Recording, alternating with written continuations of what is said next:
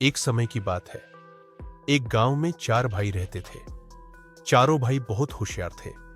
उनकी उम्र 15 से 20 वर्ष के बीच थी। एक बार चारों अपने मामा के घर दूसरे गांव जा रहे थे। रास्ते में उन्हें ऊंट के पैरों के निशान दिखाई दिए।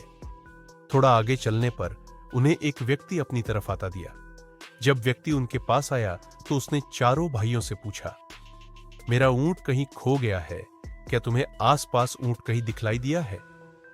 चारों भाई में सबसे बड़े भाई ने पूछा, क्या ऊंट का एक पैर टूटा है? कहानियां ऑडियो बुक्स। तभी दूसरा भाई बोला, क्या ऊंट की पूंछ कटी हुई है? फिर तीसरा भाई बोला, क्या ऊंट एक आंख से काना है?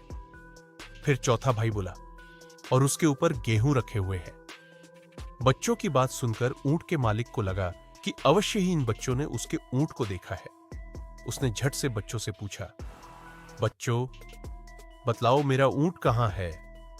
तभी चारों ने उत्तर दिया, हमने ऊंट नहीं देखा। बच्चों की बात सुनकर ऊंट का मालिक बोला, अगर तुमने ऊंट नहीं देखा है तो तुम्हें कैसे मालूम कि ऊंट लंगड़ा काना पूंछ कटी हुई है और उसके ऊपर अनाज रखा हुआ है?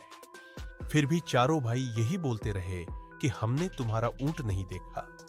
ऊंट के मालिक को चारों भाइयों पर शक हुआ कि इन्हीं ने ऊंट चुराया है। ऊंट का मालिक चारों भाइयों की शिकायत लेकर राजा के पास पहुंचा और राजा से शिकायत करते हुए बोला, महाराज, मेरा ऊंट कहीं गुम गया है और इन चारों भाइयों ने मेरे ऊंट का हुलिया बतलाया है, किंतु कहते हैं कि हमने तुम्हारा ऊंट नहीं देखा। मुझे शक है कि इन चारों ने ही मेरा ऊंट चुराया है। राजा ने चारों भाइयों से पूछा कि जब तुमने ऊंट देखा ही नहीं है तो तुम्हें ऊंट का हुलिया कैसे मालूम है? तभी सबसे बड़ा भाई बोला, महाराज, हम जहां से जा रहे थे उस रास्ते पर ऊंट के पैरों के निशान थे।